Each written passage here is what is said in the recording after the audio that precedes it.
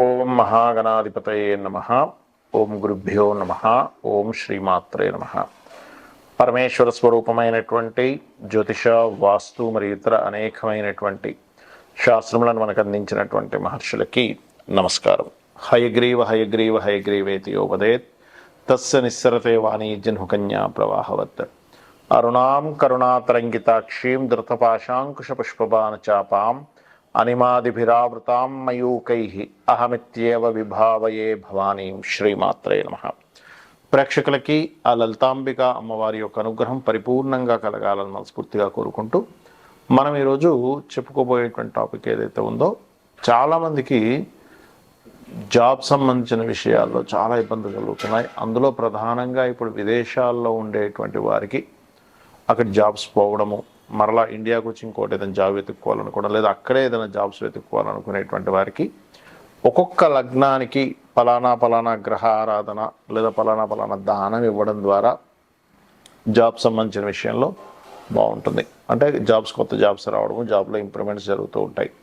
మరి ఏ లగ్నాల వారికి ఏ దానం ఇవ్వాలి, ఏ మంత్రం చదువుకోవాలి, ఏ గ్రహ ఆరాధన చేసుకోవాలి, అదేవిధంగా అస్సలు డేట్ ఆఫ్ బర్త్ లేని వారికి కూడా ఏం చేయాలి అనేటువంటి విషయాలు ఇప్పుడు మనం తెలుసుకుందాం. అయితే ఈ విషయాలు చెప్తుంది నేనైనప్పటికీ కూడా చెప్పిస్తుంది సాక్షాత్ లలిత అమ్మవారిగా భావిస్తూ ఒక్కొక్క లగ్నం గురించి తెలుసుకుందాం. జాబు ఎవరికైనా పోయింది లేదా కొత్త జాబ్ రావాలి అంటే వాళ్ళ పర్సనల్ చార్ట్లో ఫస్ట్ ఆఫ్ ఆల్ జాబ్ వచ్చేటువంటి యోగం నడుస్తూ ఉంటుంది, లేదా జాబ్ పోయే యోగం నడుస్తూ ఉంటుంది. అయితే అది కాకుండా మనం ఫ్రీ వీల్ అంటుంటాం. అంటే మన ప్రయత్నం చేస్తూ జాబ్ను సంపాదించడము, జాబ్కి వెళ్ళిపోయేటువంటి స్థితిలో ఉన్నప్పుడు ఇంకో జాబ్లో ఎంటర్ అవ్వడం కానీ, అసలు అది ఆస్ట్రాలజికల్ పరంగా ఒక్కొక్క లగ్నానికి ఏమిటి అని చెప్పి చూసుకున్నట్లయితే, సింహలగ్నము, సింహరాశి, సింహం వారికి ఉండేటువంటి ప్రత్యేకత ఏమిటంటే యూనిక్నెస్ అనేటువంటిది ఎక్కువగా ఉంటుంది. మరి మీకు ఉద్యోగ సంబంధించినటువంటి విషయాల్లో చాలా ఇబ్బంది ఉందండి, ఉద్యోగం రావట్లేదు, ఫారిన్ కంట్రీస్కి వెళ్ళాం, అక్కడేదో ఉద్యోగం వస్తుందంటే అక్కడ రాక మళ్ళీ ఇండియాకి రావాల్సి వస్తుంది, అది ఇది అని చాలా గందరగోళంగా ఉంది పరిస్థితి. మీరు ఏం చేసుకుంటే మీకు ఉద్యోగం వస్తుంది? జనరల్గా మీ పర్సనల్ చార్ట్లో దశమాధిపతి మీ పర్సనల్ చార్ట్లో ఎక్కడ ఉన్నారు, మీ personal chart is different. But in జనరల్గా మీ సింహలగ్నంలో మీరు జన్మించారు, లేదా లగ్నం తెలీదు రాశిలో జన్మించారు, సింహరాశిలో జన్మించారు అన్నప్పుడు మీరు చేయవలసింది ఏమిటంటే, ప్రస్తుతం కూడా మీకు 2వ స్థానంలో కేతు ఉన్నాడు కాబట్టి మొట్టమొదటిగా గణపతి ఆరాధన. ఓం గం గణాధిపతయే నమః, ఓం నమో నారాయణాయ, ఓం నమో వెంకటేశాయ ఇచ్చేయండి. మెయిన్గా ఫస్ట్ ఓం గం గణాధిపతయే నమః, ఓం నమో నారాయణాయ, ఓం నమో వెంకటేశాయ. ఇది కనుక మీరు చేస్తూ ఉంటే ఖచ్చితంగా మీ యొక్క జాబ్ రిలేటెడ్ సంబంధించిన ఇబ్బంది ఏదైతే పడుతున్నారో మీరు కెరియర్ పరంగా, ప్రొఫెషన్ పరంగా, అది ఫస్ట్ ఆ ఇబ్బంది నుంచి బయటపడతారు. అలాగే మీకు 10th లార్డ్ ఎవరంటే శుక్రుడు. శుక్రగ్రహం ఎలా ఉందో చూసుకోవాలి. దశమ స్థానము అంటారంటే వృత్తి స్థానము. శుక్రుడు కనుక ఏ కేతుతోనో వెళ్ళి కలిశాడు, లేకపోతే పాపగ్రహాల మధ్యలో ఉన్నాడు, రాహుతో కలిస్తే మంచిదే, శుక్రుడు ఇబ్బంది ఏం లేదు, లగ్జరీ యోగాన్ని ఎక్కువగా ఇస్తాడు. కానీ కేతు ఈజ్ వైరాగ్యకారకుడు, స్ట్రకింగ్ ప్లానెట్ అంటూ ఉంటారు. అదేవిధంగా ఒక్కోసారి శుక్రుడు అస్తంగత్వ దోషం అయిపోతుంది, అంటే రవితో కలిసి ఉంటాడు. అప్పుడు ఏమైపోతుంది, జాబ్ సంబంధించినటువంటి విషయాలలో మొట్టమొదటిగా కొంత ఇబ్బంది పడి దాని తర్వాత బాగుండడం జరుగుతూ ఉంటుంది. కాబట్టి మీరు ఏం చేయాలి, ఎక్కువగా ఉదాహరణకి మీకు శుక్రుడు రవితో కంబస్ట్ అయ్యాడు అనుకోండి, సూర్య నమస్కారాలు ఎక్కువగా చేస్తూ ఉండాలి. మీ లగ్నాధిపతి అయినప్పటికీ కూడా అక్కడ కంబస్ట్ యోగమే, ఇది గుర్తుపెట్టుకోండి. అలాగే గోవులకి పర్టికులర్గా మీరు ఏం చేయాలి అంటే, అరటికాయలు అంటారు, అరటికాయలు మెయిన్గా తినిపిస్తూ ఉండాలి. అదేవిధంగా బియ్యపు పిండి, ఈ రెండూ కనుక గోవులకు తినిపించడము, వీలైతే శనగలు బియ్యము కనుక దానంగా ఇచ్చినట్లయితే ఖచ్చితంగా మీకు దోషం అనేటువంటి తగ్గుతుంది. కొంతమందికి జాబ్ సంబంధించినటువంటి యోగాలు ఉండవు, వ్యాపార సంబంధించిన యోగాలు ఉంటాయి. దాన్ని ఎలా కనుక్కోవాలి ఈ జన్మజాతకంలో చూసుకున్నట్లయితే, మీ యొక్క జన్మజాతకంలో బుధగ్రహం బాగుంది, లేదా 2వ అధిపతి మంచి ధనయోగాల్లో ఉన్నాడు అన్నప్పుడు మీకు వ్యాపారపరమైనటువంటి యోగాలు బాగున్నాయని అర్థం. అదేవిధంగా లాభాధిపతి బాగున్నాడు.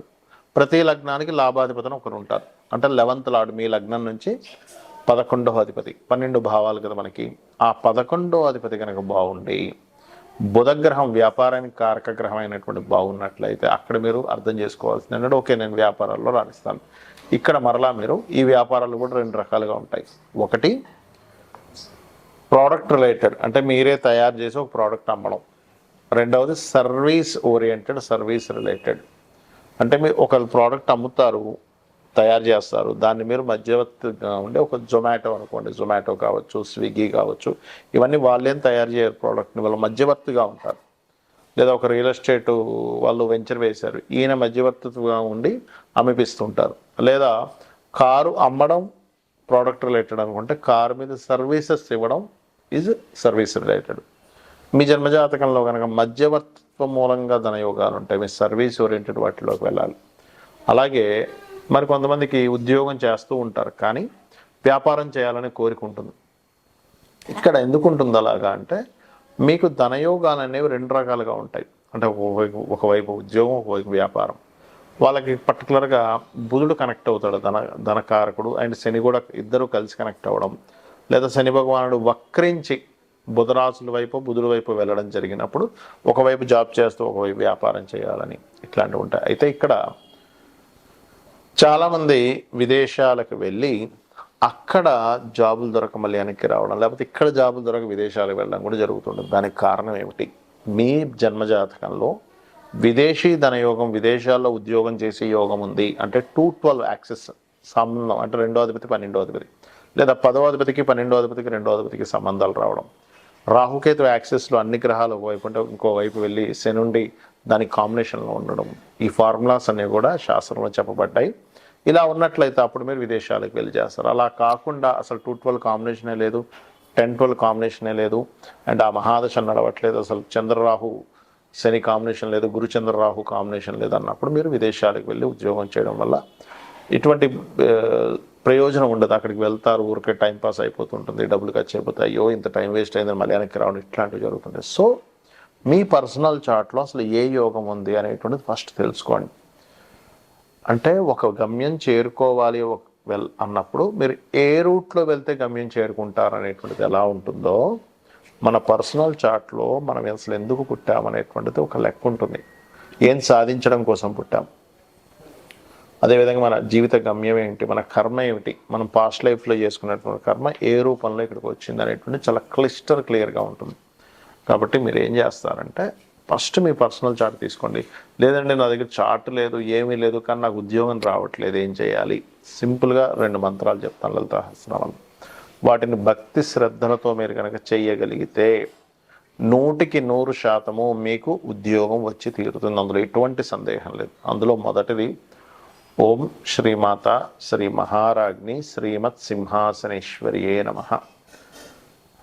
ఇంకోటి కూడా ఉంది, అది జాబ్లో ఇంప్రూవ్మెంట్స్ కూడా పనికి వస్తుంది. అది ఓం మాణిక్య మకుటాకార జానుద్వై విరాజితాయే నమః.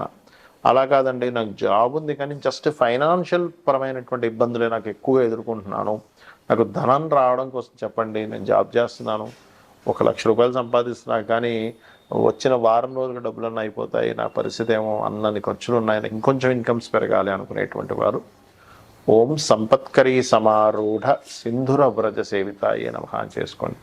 లేదు నేను బిజినెస్లోనే ఎదగాలనుకుంటున్నాను, నాకు బిజినెస్ కోసం ఏముంది లలిత సహస్రనామాల్లో అంటే ఓం ఇంద్రగోప పరిక్షిప్త స్మరతూనా భజంగికాయే నమః అని నామస్మరణ చేయండి. ఖచ్చితంగా మీకు అమ్మవారి అనుగ్రహంతో మీరు పడుతున్నటువంటి కష్టానికి, మీరు ఏదైతే ఎఫర్ట్స్ పెడుతుంటారో, ఏదైతే కష్టపడుతుంటారో ఆ కష్టానికి ఫలితం అనేటువంటిది రావడం జరుగుతుంది. కాకపోతే ఎవరైనా అసలు జాబ్స్లో ఎక్కువ ఇబ్బంది పడుతున్నారన్నప్పుడు ఇంట్లో దక్షిణ దిశ అంటే సౌత్ ఉంటుంది చూసారా, సౌత్లో గనక, సౌత్ అనేటువంటిది ఏంటంటే అది ఉద్యోగాన్ని మనకి పెంచేటువంటి స్థానాల్లో ఒక స్థానం సౌత్ అనేది. మీ ఇంటి ఆవరణలో సౌత్లో ఏదైనా బాత్రూమ్స్, లాట్రిన్స్ లాంటివి ఉంటే వాటిని తీయలేని పరిస్థితిలో ఉంటే కనుక మీరు ఒక కాపర్ పట్టీ లాంటిది వేసేసేయండి, సరిపడుతుంది. దాని చుట్టూ కమోడ్ చుట్టూ ఓకే. అలాగే వెస్ట్లో ఉన్నా సరే కొంచెం ఐరన్ పట్టీ లాంటిది వేయండి. ఎందుకంటే పడమర అనేటువంటి శని భాగం ఏదైతుందో బెనిఫిట్స్ వచ్చేటువంటి ప్లేస్, అదేవిధంగా కర్మకారకుడు, ఉద్యోగానికి కారకుడు, ఇక్కడేమో సౌత్. కాబట్టి ఈ రెండు చెక్ చేసుకోండి. ఆగ్నేయంలో చిన్న గ్రీన్ బల్బ్ ఒకటి పెట్టండి, ఉత్తరంలో కంప్లీట్ వాల్కి వైట్ కలర్ ఉండేలా చూసుకోండి. బికాజ్ ఆ కుబేర స్థానము, అక్కడ స్పేస్ ఎలిమెంట్ ఉండాలి. సో ఇవి చేయండి, ఖచ్చితంగా మీ ఫైనాన్షియల్ ఇంప్రూవ్మెంట్స్ పెరుగుతాయి. ఆ యొక్క అమ్మవారి అనుగ్రహంతో మీరు ఆనందంగా ఉండాలని మనస్ఫూర్తిగా కోరుకుంటూ శ్రీమాత్రే నమః.